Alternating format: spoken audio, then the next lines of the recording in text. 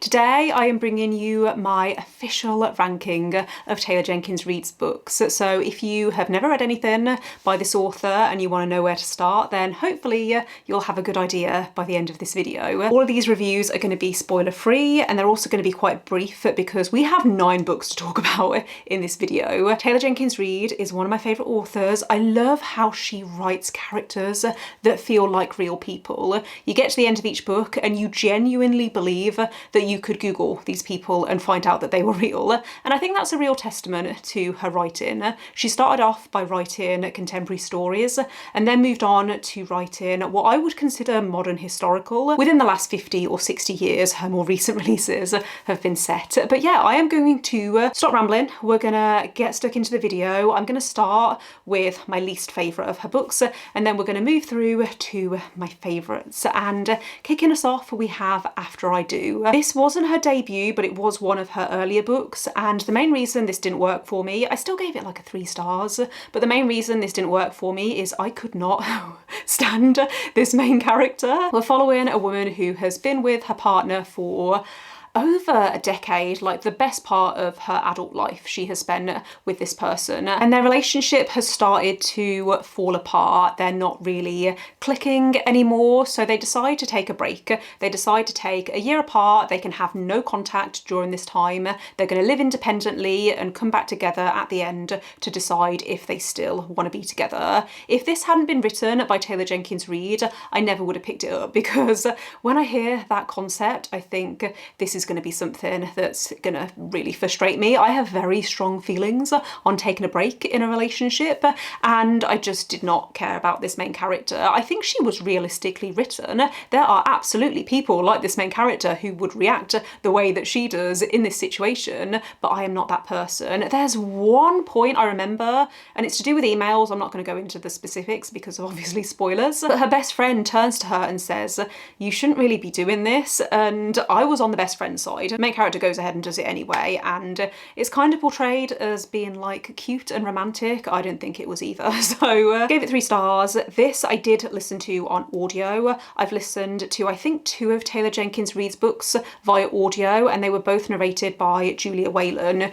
who is one of my favourite audiobook narrators. So the narration was good, I just didn't like the main character. Could not relate at all, and I think that's really important for me with this type of story where you are meant to be rooting for this character. Next up we have One True Loves, which I think I gave a 3 stars. I really enjoyed the first half of this, however it lost me in the second half.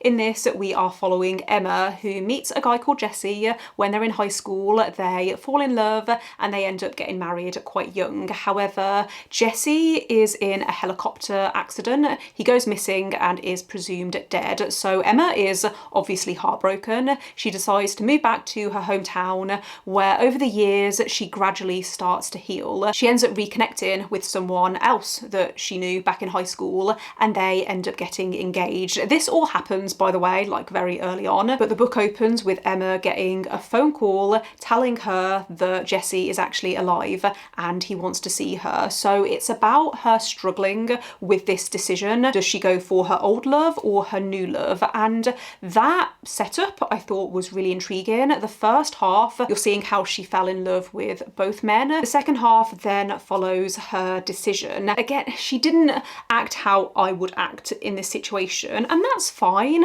Like, I can still enjoy reading about characters that I can't relate to. I think that she was a realistic character. I just didn't agree with some of the decisions that she made. Not like the ultimate decision. I think this had a really good message, but the way that she got to that decision, didn't like how she approached things. I think this was actually one of the first Taylor Jenkins Reid books that I read, and yeah, it was just okay in my opinion. It hasn't really stuck with me long term. Forever Interrupted is the next book on my list, and this was once again a 3-star read. You're going to see a pattern here quite quickly.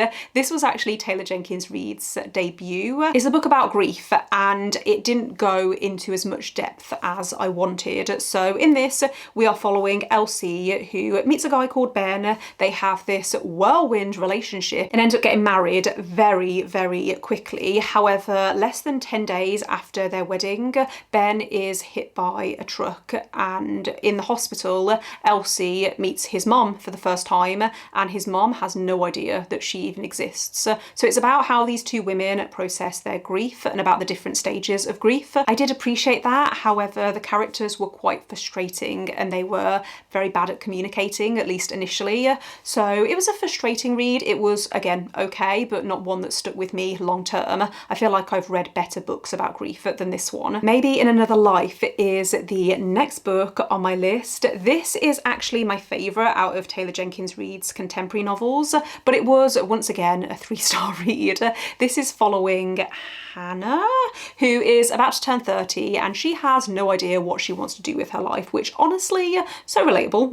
Maybe this is why I enjoyed it a little more than her other contemporary stories, because I could actually kind of relate to this main character. She's travelled around for most of her 20s, but she's now returned to her hometown in California, I think is where she's from. She's staying with one of her friends in their spare bedroom, and one evening they decide to go out to a bar. While they're there, she runs into her high school boyfriend and they get chatting. At the end of the evening, her friend turns to her and says, "I'm ready to go. Do you want a lift? Do you want to stay?" This guy offers to give her a lift back later if she does want to stay out, and it's about the decision that she makes, except not really. It's a sliding doors type situation. So you have this split timeline showing each decision and what the consequences are. I love books that kind of deal with this kind of theme, where it's about how the small decisions that we make can have a big impact. So even though this hasn't stuck with me long term, it is the kind of book that I tend to like. So I'm really glad that I read it, and out of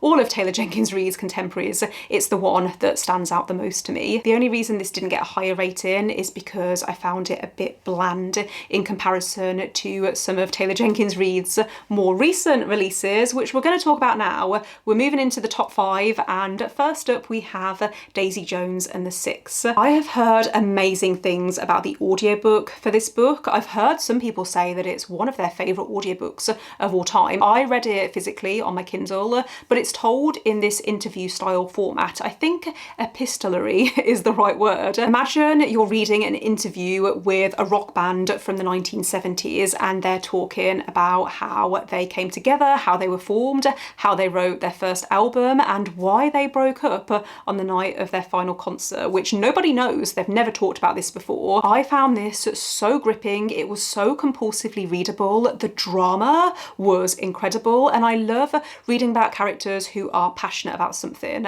and the passion for music I think really came across in this. The only reason I've rated this a bit lower than some of Taylor Jenkins Reid's other books is because I found the ending a little anticlimactic. I wonder whether I would enjoy it more if I reread it on audio, but I felt like there was all of this build-up and it was more about the journey rather than the ending. I still think it was cleverly written because some of these characters are not the most reliable. You'll have a character, obviously it's in the present day, they're talking about something that happened back 40, 50 years ago, and they'll have a different view on it than another character who will explain the same situation, but they'll describe it from their perspective, which may be different. And I thought that was so clever. So yeah, this, I think at the time, I gave like a 3.5 to a 4 stars. It was good and I would recommend it. It's one that I really want to reread, but I really want to try the audiobook. Malibu Rising is the next book on my list, and if you are heading away for the summer, if you're going somewhere hot, if you're going to be spending time on the beach, then I would really recommend this book because the atmosphere is so perfect for the summer. We're following 4 siblings who are, I think, in their 20s, but they are famous for being the children of Mick Reaver, who is, want to say, a famous singer. He's a recurring character that shows up in a few of Taylor Jenkins Reid's books, to the point where some people call her books the Mick Reaver universe because he's this insignificant man that keeps showing up. But in this book, we are focused on his family. It's about how fame impacts this family as a whole, but also these individuals. These siblings, every year they throw a huge party where all of the rich and famous are invited, but this year something goes wrong and the party gets out out of control. You do get these flashbacks to the past when they're children and they're seeing their parents' relationship and the problems that they're having. And yeah, I thought this was a great book about family. The drama was, again, just so well written. Each of the individual characters felt distinct, and I love reading about sibling relationships because I have 3 siblings, I have 3 sisters. I do think it's another book where you have this incredible build-up and you can feel the crescendo, if I've used the right word, but then it just kind of fizzles. However, because I read this after having read Daisy Jones, I kind of expected it, so it didn't bother me as much. I actually have a review that I made around the time that I read this when it came out, so I'll leave that linked if you would like my fresher thoughts from the time when I actually read it. I'll leave that linked in the cards and in the description. But yeah, this one I gave a solid 4 stars. In third place, we have Carrie Soto is Back, which used to be my second favourite Taylor Jenkins Reid book. It's since been knocked down a spot, but this I loved because, as I said earlier, I love reading about a character who is passionate about something, and Carrie Soto is so passionate about tennis. She's so driven and focused, and yes, she's arrogant, but throughout the book you learn a lot more about her and find that she has a lot of depth. So in this, we are following Carrie Soto, as in the title. She was and still is the world's best tennis player. She retired around 5 years ago, and now someone new has just matched her record. She decides that she's not having that. She's going to come out of retirement and try and defend her title. So it's really a book about sports, and especially how the media treat women in sport. It's set in the 90s, but a lot of the discussions I feel are still relevant today. Carrie is given the nickname the Battle Axe by the media. The way that Carrie is treated is awful, and I just really enjoyed following her story. You get to see her early life and how she starts playing tennis. You also get this timeline in the present day, which is, you know, in the 90s, where she's coming back to the sport. Her drive and her ambition, it felt so intense. The tennis scenes in this, the matches, felt so immersive. I was so absorbed in the story, and it also was a little bit emotional in places. So I gave this, I think, a 4.5 stars, but it was basically a 5. In second place, we have Atmosphere, which is Taylor Jenkins Reid's newest release. It came out in 2025. This I loved because it was so emotional. It made me cry. I was literally ugly crying. I was sobbing, and it wasn't just the big emotionally impactful moments that affected me, it was the little moments. The main character, Joan, I think is one of the most likable characters that Taylor Jenkins Reid has written, at least recently. She's someone that you really want to root for. She's one of the first women to be chosen to join the space shuttle program at NASA, and throughout the book, her and her colleagues will talk about how much pressure they feel because people are looking at them as representatives of all women, and if they mess up, then they could mess it up for future generations. At one point, Joan is reflecting on when she was a child and she was watching the moon landings, how little boys would watch that and think, I'm going to grow up to become an astronaut, whereas she was watching it feeling inspired, but in the back of her mind she was thinking, it's not going to happen for me. I do want to set expectations because I've seen some people say that they wanted this to focus more on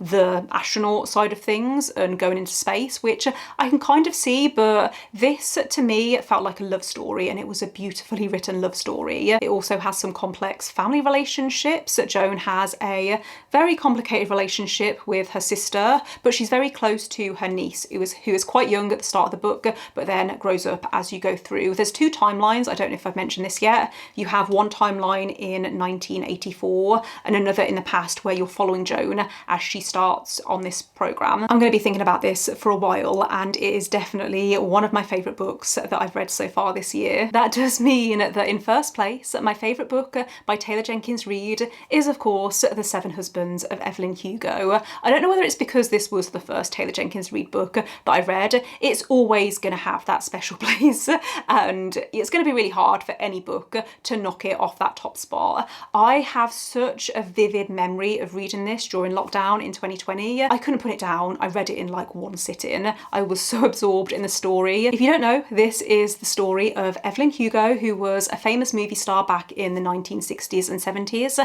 However, she then disappeared from the public eye and no one really knows why. She's now in her 70s and is finally ready to tell her story. So she contacts an unknown journalist called Monique, and Monique is kind of confused because she doesn't really understand why her in particular. But they settle down, they begin this interview, and one of the first questions that Monique asks is, you were married 7 times to 7 different men, but who was the greatest love of your life?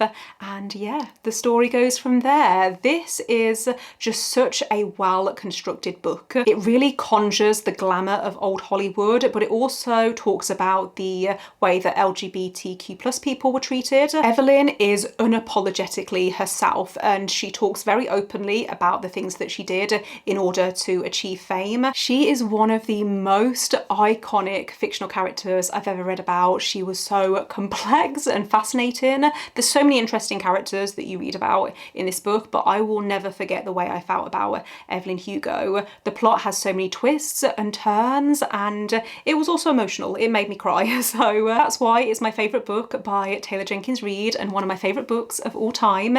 If you've read any of Taylor Jenkins Reid's books, then please let me know in the comments which you loved the most. How would you rank her books? Do you agree with anything that I've said in this video? Don't forget to give this video a thumbs up if you enjoyed it. Click subscribe if you would like to see more videos from me, but otherwise I will see you next time. Bye.